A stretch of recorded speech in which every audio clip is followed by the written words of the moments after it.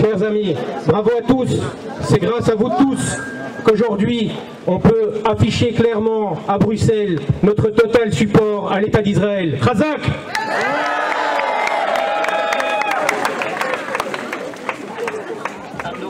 Chers amis, tout d'abord, je vous remercie de nous avoir rejoints si nombreux. La sirène que vous allez entendre retentit sans cesse dans le ciel d'Israël, jour après jour, heure après heure. Si aujourd'hui elle résonne à Bruxelles, c'est parce qu'elle est un signal d'alarme pour nous tous. C'est la sirène de la haine.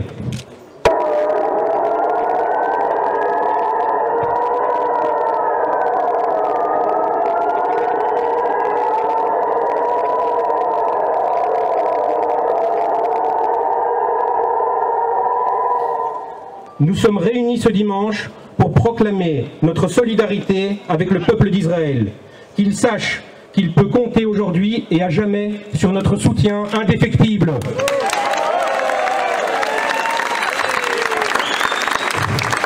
Nous sommes réunis aujourd'hui pour clamer notre amour, notre affection et notre admiration envers une nation qui, au-delà des missiles qui sont massivement tirés en direction de ces villes et de ces villages, doit subir l'indifférence, la haine, les insultes, les amalgames, les simplifications et les mensonges dans certaines chancelleries, certains médias et les rues du monde entier. Oui.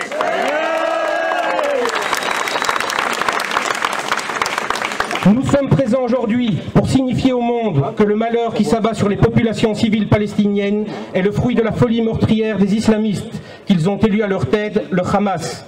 Nous déplorons et pleurons toutes les victimes innocentes de ce conflit qu'Israël n'a pas souhaité, mais nous sommes réunis aujourd'hui pour rétablir la vérité et ainsi l'honneur d'un pays et d'une armée sans cesse vilipendée, alors que plus que n'importe quelle autre armée au monde, Tsahal met tout en œuvre pour épargner les victimes innocentes dans le camp ennemi.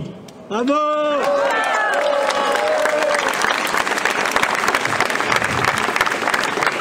Nous sommes réunis aujourd'hui pour signifier au monde, sans peur et sans haine, notre admiration pour ces soldats qui forment l'armée la plus démocratique, éthique et la plus humaine du monde.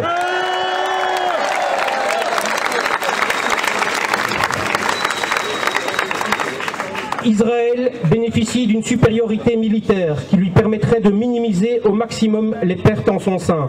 Elle n'hésite pourtant pas à mettre en péril la vie de ses héros en envoyant ses troupes au sol afin d'anéantir ses agresseurs, en évitant, tant que faire se peut, les victimes collatérales inhérentes à tout conflit armé. Mais il est tellement plus aisé pour les médias du monde entier de se faire le relais de la propagande du Hamas et de propager les prétendues accusations de crimes de guerre, de crimes contre l'humanité et de génocide, des termes qui ont aujourd'hui perdu toute leur signification, puisque même Recep Erdogan, Premier ministre turc, déclarait hier encore que la barbarie israélienne avait maintenant dépassé celle des nazis.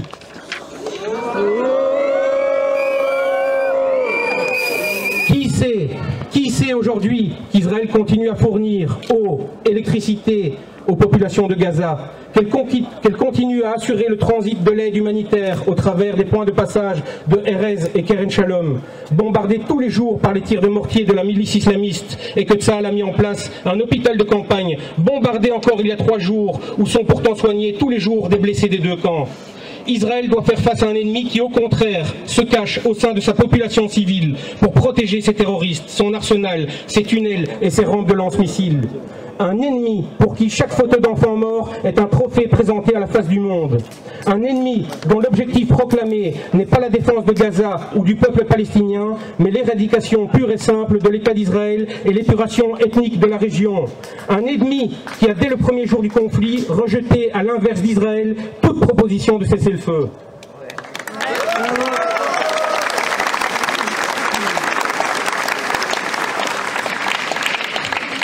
Sans subir l'agression armée de nos frères et sœurs d'Israël, nous, Juifs d'Europe, avons été placés à notre corps défendant en première ligne.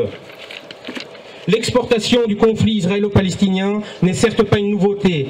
Voilà plusieurs années que, sous couvert d'un antisionisme de bonne aloi, que le Premier ministre français Manuel Valls a enfin eu le courage de dénoncer. Les antisémites du monde entier peuvent à nouveau crier leur haine des Juifs, sans s'attirer les foudres des démocrates, toujours si prompts à dénoncer le racisme et l'intolérance. On peut aujourd'hui, dans les rues de Bruxelles, de Paris, d'Amsterdam ou de Berlin, défiler au cri de mort aux juifs, s'attaquer au commerce et biens juifs sous prétexte de défendre le peuple palestinien.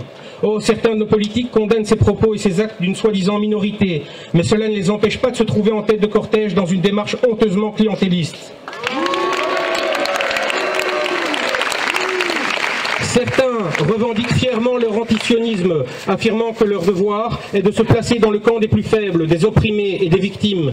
Mais nous ne pouvons que constater leur obsession anti-israélienne, car si la critique de la politique d'un gouvernement, quel qu'il soit, y compris celui d'Israël, est un droit fondamental en démocratie, cette obsession monomaniaque à l'encontre d'Israël est le soutien objectif non à la cause palestinienne, mais un mouvement qui prône l'éradication du seul État juif du monde. Cela ne porte qu'un nom, l'antisémitisme.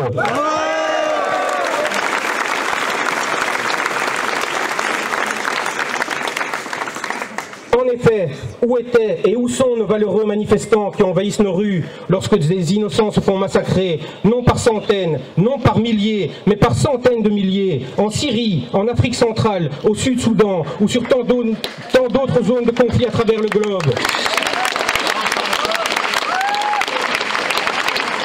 Où sont nos grands démocrates, défenseurs autoproclamés de la dignité humaine, lorsque les chrétiens d'Orient subissent les pires épurations ethniques de leur histoire, eux qui n'ont plus droit de cité à Mossoul en Irak depuis que les compagnons d'armes du Hamas ont pris le contrôle de la ville? Où étaient ces musulmans solidaires de la cause palestinienne lorsque leurs corps religionnaires se faisaient épurer en Bosnie ou en Tchétchénie, ou se font massacrer par milliers, à l'heure où je vous parle, au Nigeria, en Libye et en Irak?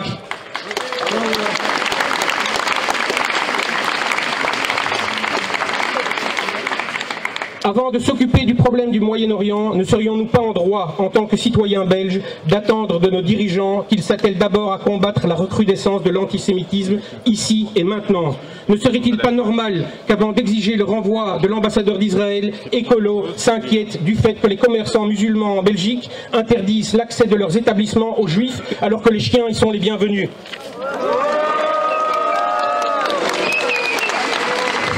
Ne serait-il pas normal qu'avant de s'indigner du sort des populations de Gaza, sans un mot dans sa déclaration sur les principaux responsables de cet état de fait, M. Di Rupo, redevenu président du PS, exige que tout soit mis en œuvre pour empêcher les prêches antisémites dans certaines mosquées bruxelloises?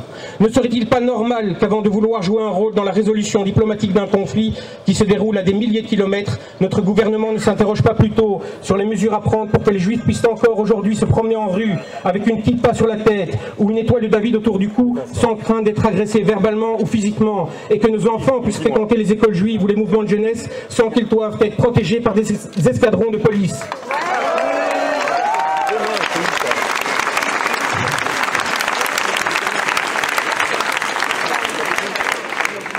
Au lendemain de l'attentat du musée juif, l'ensemble de la classe politique s'est dite, au nom de tous les Belges, choqués et solidaires de la communauté juive.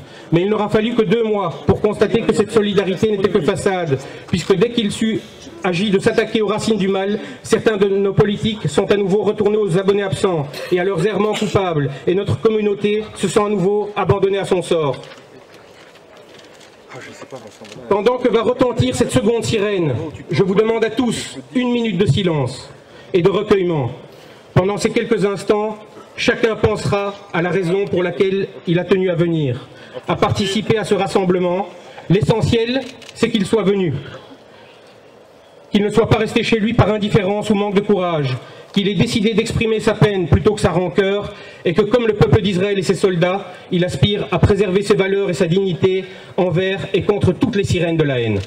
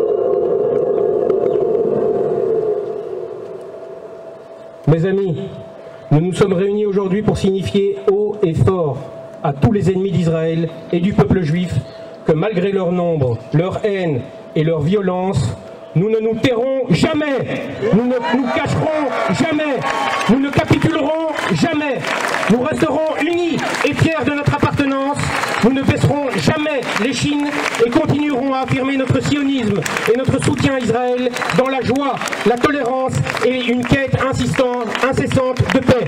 Merci. Am Israël Chai.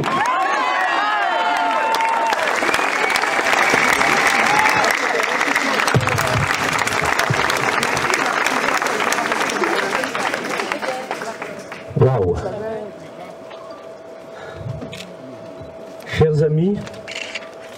Chers amis belges, membres de la communauté juive ou non, présents ici au nom d'une organisation ou à titre personnel, merci de votre présence. Vous avez choisi de passer ces quelques instants un dimanche matin ensoleillé à Bruxelles en manifestant votre solidarité avec la population en Israël, soumise à chercher abri plusieurs fois par jour, et au gouvernement israélien qui, après de longues retenues, n'ayant plus d'autre choix que celui que le Hamas, le djihad et toutes les autres factions terroristes lui ont imposé, c'est-à-dire tout faire, afin de permettre à la population israélienne de retrouver une vie normale, à court terme bien sûr, mais accompagnée d'une perspective réelle de vie normale à long terme. Vous êtes là aujourd'hui réunis face à l'ambassade d'Israël à Bruxelles parce que les notions et les termes récurrents depuis des semaines, tels que roquettes et missiles, tunnels, dômes de fer, sirènes, alarmes, missiles antimissiles, boucliers humains, usage de la force disproportionnée entre guillemets, mais légale sans guillemets, trêve humanitaire, cessez-le-feu et bien d'autres, vous sont tous familiers. Ils résonnent dans vos foyers et vos rencontres sociales et professionnelles. Vous êtes là ce matin devant l'ambassade d'Israël et aux côtés des Israéliens parce que vous comprenez la signification de ce vocabulaire, un vocabulaire qui fait peur certes, mais qui rend solidaire, et votre présence ici le prouve. Parce que vous réussissez à faire la part des choses et à comprendre qui est réellement responsable de la situation, de la souffrance des populations civiles, que le Hamas sous-estime la vie de sa propre population, qui n'est pas notre ennemi, et en abuse avec cynisme, tandis que les gouvernements israéliens, tous les gouvernements de tout temps, s'emploient à tout faire pour protéger la sienne et éviter le maximum d'atteintes à celle que l'ennemi terrorise, sa population. Le Hamas rejette non seulement le droit d'Israël à exister, il rejette, et vous en avez été témoin ces derniers jours, même les trêves demandées dans son intérêt par l'ONU, par la Croix-Rouge, par les États-Unis, par les Européens, qui, à juste titre, il y a quelques jours, ont réclamé la démilitarisation de la bande de Gaza et le désarmement de tous les groupes terroristes armés qui y sévissent. C'est ce même objectif que l'opération Bordure Protectrice poursuit en ce moment même, afin de donner une autre ouverture d'espoir de solutions politiques et diplomatiques pour les Israéliens et pour les Palestiniens, demain ou après-demain. Merci encore une fois pour votre présence massive, inespérée peut-être pour certains, mais très réelle. Merci encore à vous tous. Shalom. Shalom.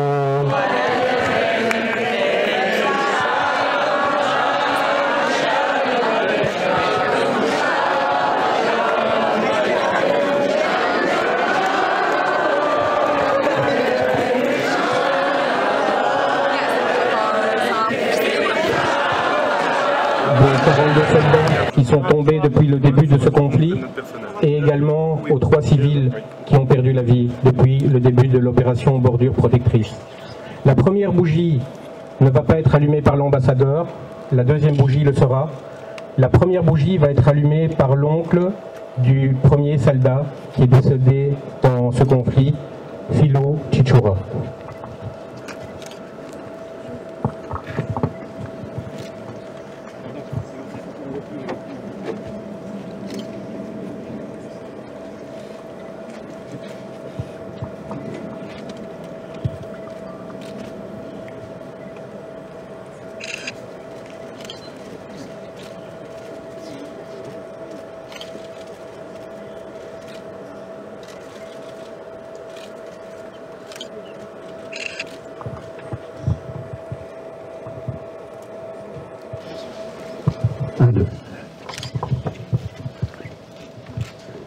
Bonjour à tout le monde. Ce vendredi 18 juillet, à 6h30, ma sœur m'a appelé d'Israël. Elle m'a dit « Ethan est mort au front. » Notre monde s'est brutalement effondré. Comment annoncer sa disparition à mes enfants, ses cousins, et surtout, comment annoncer à des grands-parents cette terrible nouvelle? Depuis cette tragédie, des centaines de témoignages de proches et d'inconnus nous sont parvenus et nous vous en remercions tous. En Israël, des centaines de personnes, réellement des centaines de personnes ont défilé chaque jour chez ma sœur pour nous présenter leurs condoléances. Malgré la douleur, je n'ai entendu aucune, je dis bien aucune parole de haine. Je suis très fier, et nous pouvons tous être très fiers d'appartenir à un peuple si solidaire et qui place les valeurs morales au-dessus de tout. Aujourd'hui, on dénombre non pas 42, mais 43 Chayalim, 43 soldats morts au combat pour défendre leur pays. Israël a besoin de notre support. Manifestez votre soutien par tous les moyens. Ethan avait 20 ans. Nous ne verrons plus jamais son sourire. Et nous sommes dévastés. Voilà, monsieur l'ambassadeur, je vous invite à allumer une bougie. Et tous les enfants qui sont devant les bougies, je vais demander au photographe de laisser les enfants allumer les bougies. Vous pouvez, tous les enfants des mouvements de jeunesse, je tiens à remercier la Bonim Dror, la Noa Ratsioni, la JJL, la Shomer Hatzaïr et le Bnei Akiva d'être présents aujourd'hui pour allumer les bougies à la mémoire de nos soldats.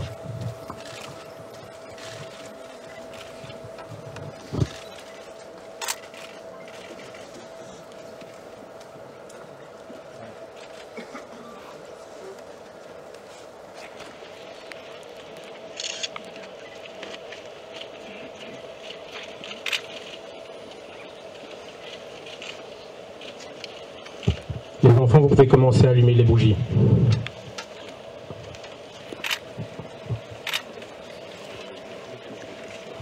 Après l'allumage des bougies, le Rav Pinson va faire le Kaddish. Je vous demanderai à tout le monde de se couvrir la tête.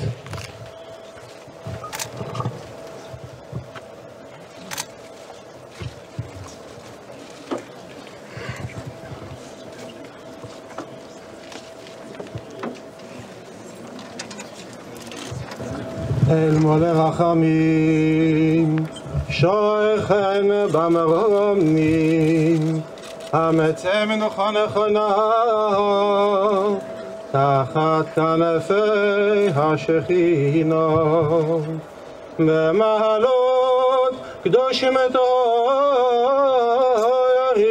כזוהר רק ימזהירים, לנשמת חיילי צבא הגנה לישראל, שנפלו על קידוש השם הארץ והעם. בגן עדן תמנוחתם לכם בעלי רחמים, יסתירם בסדק כנפיו לעולמים, וייצור בצרכם את נשמתם. אדוני הוא נחלתם, וינוחו בשכבם בשלום, ונאמר אמן.